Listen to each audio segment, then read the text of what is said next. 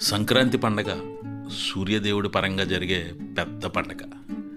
కాలాన్ని క్రమబద్ధంగా శాసిస్తూ ముందుకు నడిపేవాడే సూర్యుడు.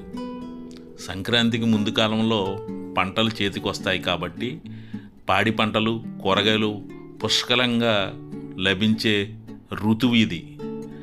అలా వచ్చే కొత్త ధాన్యాలతోనే సమిష్టిగా ఆహార పదార్థాలు తయారు చేసుకోవడం, పిండి వంటలు వండి సంక్రాంతిని తియ్యగా చేసుకుంటారు.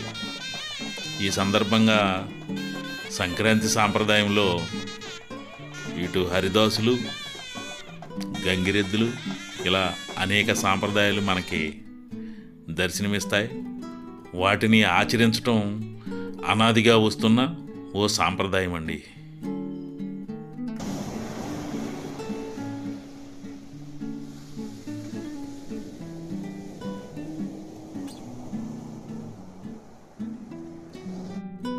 అందరికీ నమస్తే అండి. నా ఛానల్ చూస్తున్నందుకు కృతజ్ఞతలు.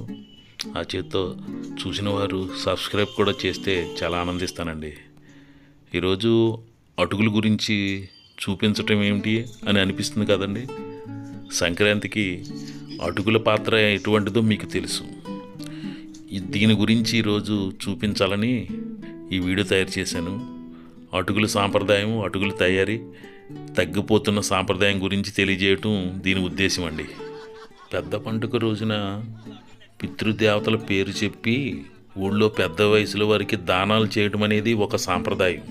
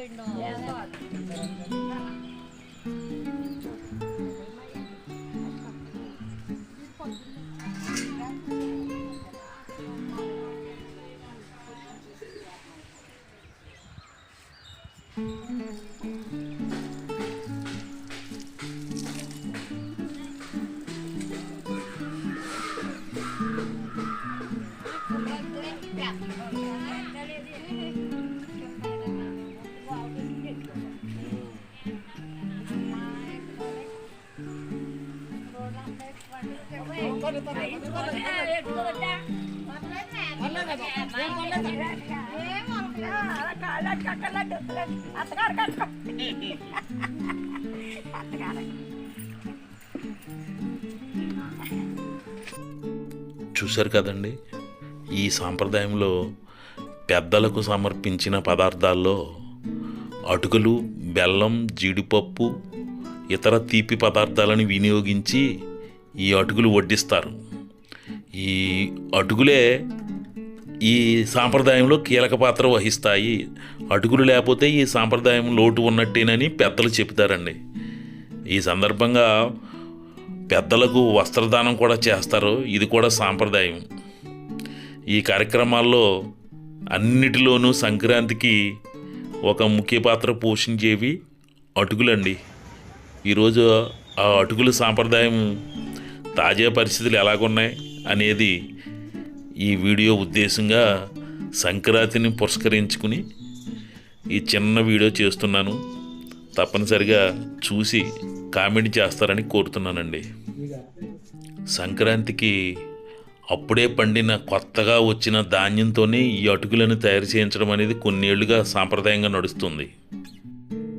ఈ కొత్త ధాన్యాన్ని ముందుగా నానబెట్టి ఒక 24 గంటల తరువాత, పూర్వం రోజుల్లో అయితే ఇంట్లోనే రోలుతో దంచేవారు.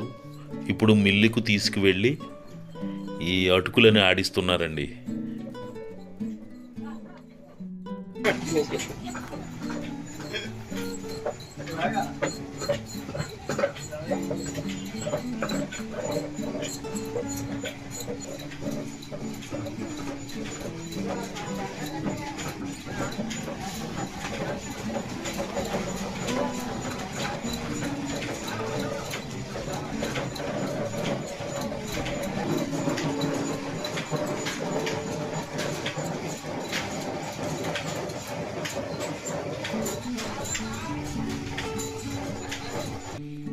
ఈ అటుకులను వేడి చేయటం ద్వారా అవి చక్కటి కమ్మదనాన్ని తెచ్చుకుంటాయి.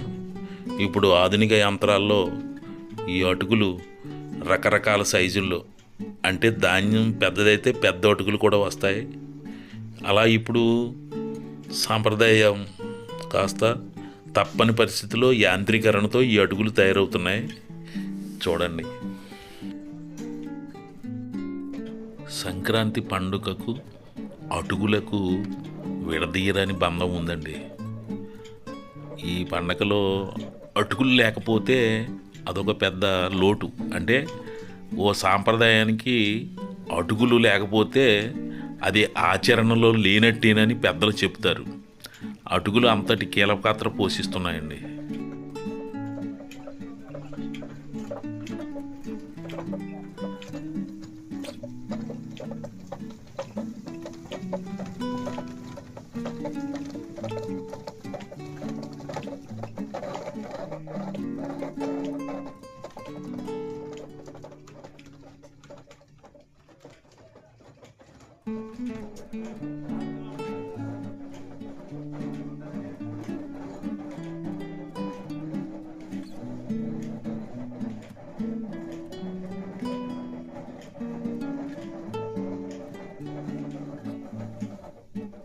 ఇలా చూస్తే ప్రస్తుత కాలంలో అటుకుల వినియోగం బాగా తగ్గిపోయింది. అంటే సంక్రాంతికి ఏదో 2 కేజీలు అటుకులు తీసుకొస్తే ఈ సాంప్రదాయాన్ని మమ అనిపిస్తున్నారు. పూర్వం రోజుల్లో అయితే ముఖ్యంగా గ్రామీణ ప్రాంతాల్లో ఎప్పటికి కూడా పెద్ద కుటుంబం అయితే కనీసం ఒక బస్తా అటుకులు ఆడతారు. అన్ని అవసరాల్లో కూడా ఈ కమ్మటి అటుకులను తీసుకుని తినటం కూడా ఈ పండగ పర్వదినాల్లో ఒక అలవాటుగా మారింది. ఈ అటుకులను మీకు తెలుసు చాలామందికి చక్కగా పండగ రోజు బెల్లం కొబ్బరితో కలిపి నానబెట్టి వారి ప్రసాదంగా అంటే నైవేద్యంగా సమర్పిస్తారు. పెద్దలకు పితృదేవతల పేరు చెప్పి ఇచ్చే దాంట్లో ఈ అటుకులు చాలా ముఖ్యమైనవి. అది చాలామందికి తెలుసు కూడా. చూశారు కదండి, మిల్లులో అటుకులను ఇలా ఆడతారు. చక్కగా కమ్మటి వాసనతో ఈ అటుకులను ఇంటికి తీసుకువెళ్తారు.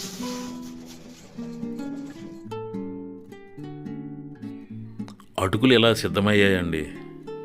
అయితే ఈ అటుకుల సాంప్రదాయం గురించి ఒక పెద్ద ఆయన అనుభవాలను ఈ మిల్లు దగ్గరే ఇలా చెప్పుకొచ్చారు, వినండి. ప్రతి సంక్రాంతి కానీ పూర్వం నుంచి ఆచారం అనేది ఆడించుకుని చుట్టాలుగా పంపుకుంటాం అండి. పెద్దల పేరు చెప్పి కూడా అందరికీ పంపుకుంటాం అండి, అందరికీ పెడతామండి. ఇది మంచిది కూడా అండి. అటుకులు చెట్టు ఉండదండి, జబ్బు లేని వస్తువు అని అందరికీ పెడతామండి. మా తాతల కాడి నుంచి అండి, నాకు 60 సంవత్సరాలు అండి. నాకు తెలిసిన కానీ నేను డైలీ ప్రతి సంక్రాంతికి ఒక 10 గుంతలు అట్లు ఆడించి అందరికీ పెడతానండి. మంచిదేనండి, ఆరోగ్యం జబ్బు లేని వస్తువేనండి, జబ్బు లేని వస్తువు అని పెడతామండి. గతంతో పడితే తగ్గిపోయిందండి, తగ్గించేయాలి. కానీ మేము మట్టి మానట్లేదండి. మేము మట్టి మానలేదు. విశాఖడేరండి, విశాఖడేరు పెళ్లి నడుచులేదు అండి. మిల్లు యజమాని శ్రీనివాస్ గారు ఏమంటున్నారో చూడండి. మాది అటుకులు మజూరికి ఆడే మిల్లు అండి. మాది 3 తరాల నుంచి, మా తాతగారు, మా నాన్నగారు, తర్వాత మా తరం, 3 తరాల నుంచి కూడా మేము ఈ మజూరికి అటుకులు ఆడటం మొదలుపెట్టేవాళ్ళం. పూర్వం మా తాతగారితో మా నాన్నగారి తరంలో నెల రోజుల ముందు నుంచి కూడా తీవ్రంగా రైతులు ఆడించుకునేవారు. పెద్దలకు పెట్టే సాంప్రదాయం ఉండేది మాకు. ఈ సాంప్రదాయంలో అందరూ కొనసాగింపు అదే విధంగా కొనసాగుతుంది. కానీ రాను జరిగే కొద్ది ఈ మజూరికి ఆడించుకునే వాళ్ళు, సొంత రైతులు వ్యవసాయం చేసే కొంతమంది ఆడించుకుంటున్నారు. చూసే కొద్దిగా జరిగే కొద్ది రోజుల కొద్ది ఇంకా ఆట ఆడించుకుంది కానీ కనుమరిగే విధానం వచ్చేసింది. మాకు కూడా ఇది 10 రోజులు 15 రోజులు సంక్రాంతి ఆనవాయిగా పెట్టుకునే రైతుల వరకే ఇది కొనసాగింపు జరుగుతుంది. ఏదైనా ఇది సాంప్రదాయానికి ఈ వీలుగా నడుస్తున్న కొంతమంది రైతులే దీన్ని కొనసాగిస్తున్నారు.